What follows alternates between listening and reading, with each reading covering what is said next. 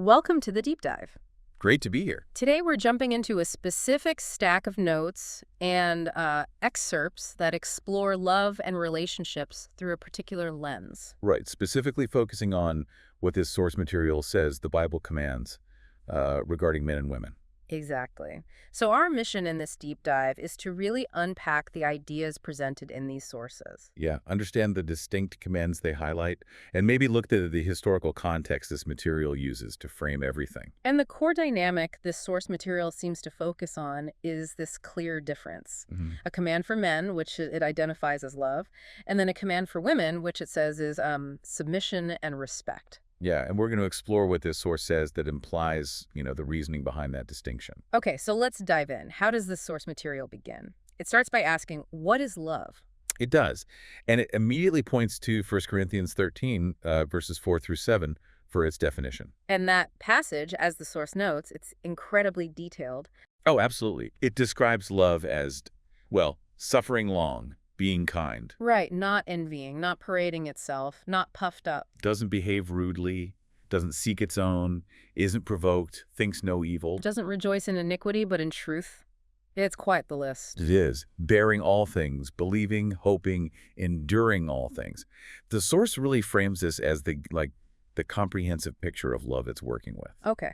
Now, the source makes a pretty interesting argument early on about love being, and this is its word, ingrained in men from the very beginning. It uses the story of Adam and Eve for this. How does it connect Adam and Eve to this idea? What's the logic there, according to the source? Well, the source's reasoning here is rooted in the creation account, specifically that Eve came from Adam. The bone of my bone, flesh of my flesh part. Exactly. The source uses this to argue for this deep foundational unity and connection. Okay. That it believes forms the basis for men's inherent capacity for love. And the source actually highlights Adam's actions after Eve ate the forbidden fruit to support this point. Right. It suggests that even after what it describes as Eve betraying him and God. Which is strong phrasing from the source. It is.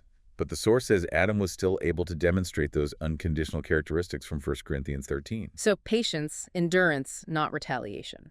That's how the source sees it. Evidence of love being, fundamental to his nature. Okay. Then the source brings in another key passage, Ephesians 5.25:31. Yes, it quotes the command there for husbands to love their wives, just as Christ also loved the church and gave himself for her. And the connection continues, right, with the passage instructing husbands to love their wives as their own bodies. Because he who loves his wife loves himself. The source really emphasizes that line, no one ever hated his own flesh. Why that line specifically? To reinforce its point about this deep inherent connection and the kind of self-sacrificial care that, according to the source, is expected of men in relationships. Mirroring Christ's love for the church. Precisely. So according to the source material, these points, the one flesh origin, Adam's example, the command in Ephesians, they all lead to its conclusion. Which is? That when men enter a relationship, they are meant to, and I'm quoting here, give her his all and loves and is committed to her. So the source is very clear. The Bible, in its reading, commands man to love their wives in this specific unconditional way. Yes.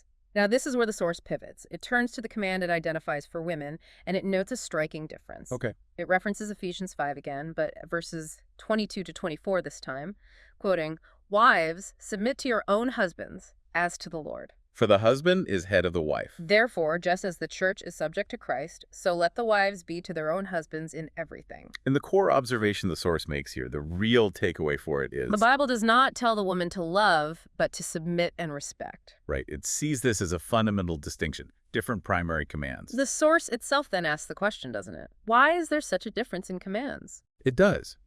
And to explain this difference, it brings in a historical example, the story of Jacob and Rachel from Genesis 29. Okay, how does the source use that particular story to illustrate its point about these different commands? Well, it presents the scenario where Jacob, loved Rachel and worked 7 years just to marry her. Right. It interprets this as Jacob being the one who actively left his home to find a woman he loved, someone he found young, attractive, a virgin, as the source puts it. And it contrasts this with Rachel's position in that story. Exactly. The source points out that Rachel, well, did not know Jacob, nor does it state whether she saw him as attractive or liked him. So her role is different. Her role, as presented by the source looking at this historical context, was different.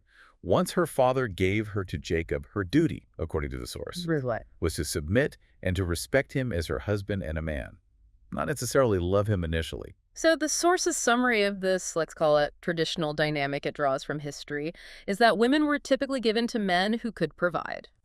Provide a role for the man. And their primary role was domestic children, cooking, the home. Right. And their central duty, based on this source's reading. Explicitly not centered on loving or even liking the husband, at least not as the primary command. Correct. The source states their duty was and is to respect him and submit to him as she submits to the Lord.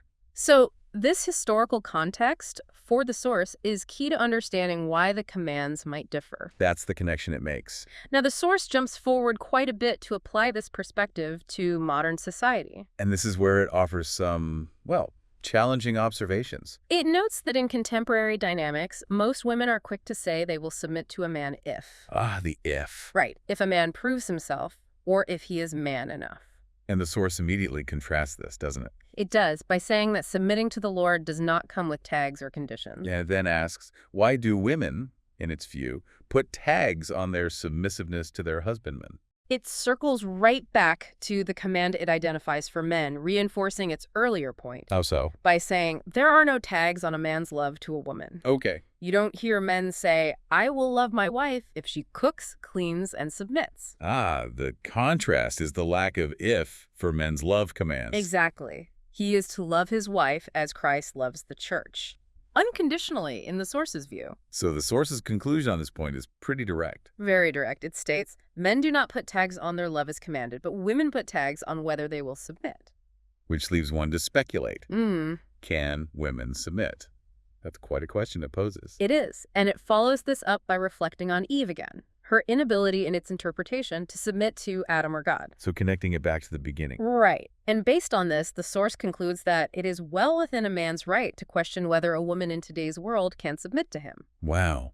So it uses its interpretation of history and these biblical commands to really question the modern conditional approach to submission it observes. That's the argument presented. So let's quickly recap this deep dive into the source material's specific perspective. Okay. It presents a view where love is seen as inherent and unconditionally commanded for men. It draws on creation, Adam, Christ's example. And for women, the primary command identified is submission and respect, framed historically by the source as a duty within a sort of patriarchal structure. And then the source uses this framework to question whether women in modern society can fulfill this command unconditionally. Especially contrasting it with the unconditional command it says men have. It's a perspective that draws a very clear line between these roles and expectations based on its specific reading of these passages and historical examples. A very particular interpretation presented in this material. Definitely. So here's something for you, the listener, to think about, drawing directly from the viewpoint presented in the source material we explored today. Okay, what's the final thought? Given the source's argument that love is inherent and commanded for men, while submission is commanded for women, and its closing question about whether women can submit without conditions, how does this specific perspective challenge or perhaps align with your own understanding of relationships today? Yeah, how does that land with modern views? Something to mull over.